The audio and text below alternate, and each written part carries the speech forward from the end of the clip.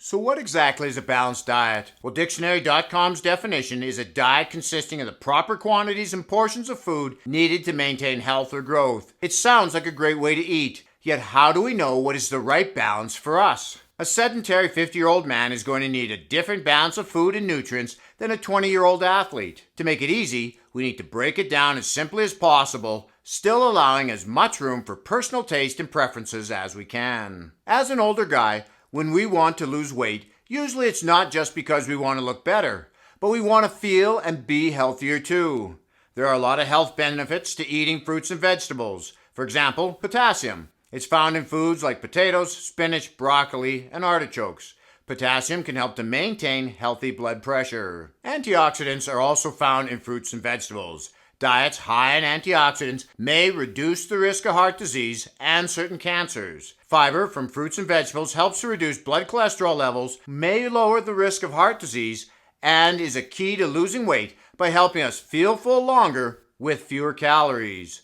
To illustrate, here is a picture of a small apple with about 80 calories. Beside it is 2 small Halloween candies totaling 100 calories.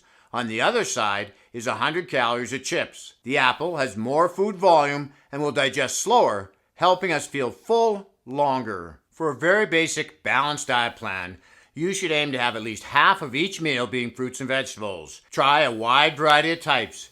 And if you think you don't like the taste of vegetables, give it a chance. Our taste buds will adapt over time. Remember the first time we had a sip of coffee or beer? How awful we thought it tasted? Look how much we like coffee and beer now. Next, we're going to talk about whole grains.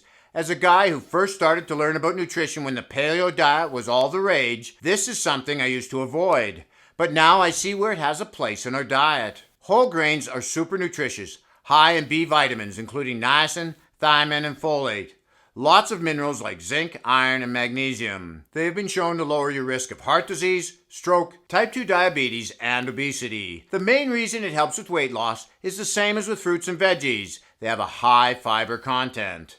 Now, there are a couple of caveats here. One, just because it says whole grain on the box doesn't mean it's a good choice, as the other ingredients may not be the healthiest. For example, added sugar. What we're talking about is minimally processed grains like oatmeal, quinoa, and wild rice. The other thing is some people are gluten sensitive, and if this is the case, you will need to limit yourself to gluten-free whole grains like rice, oats, and buckwheat. So how many whole grains should you eat every day? They should take up about 25% of your plate, or I often like to use 2 cupped handfuls for a man as reference. So far we've talked a lot about high fiber foods.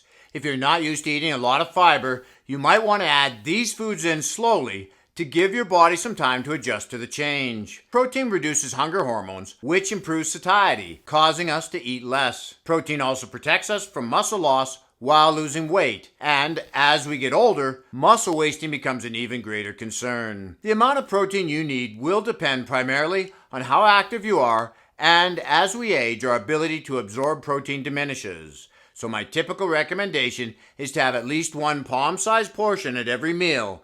This piece should be the same thickness as your palm as well. Again, minimally processed foods are always better. This includes more than meat and fish. Beans, nuts, and seeds are also on the list, as well as other vegan sources of protein. That breaks down a balanced diet into the most basic and simplest form possible, although there are a few principles that work well with this style of eating.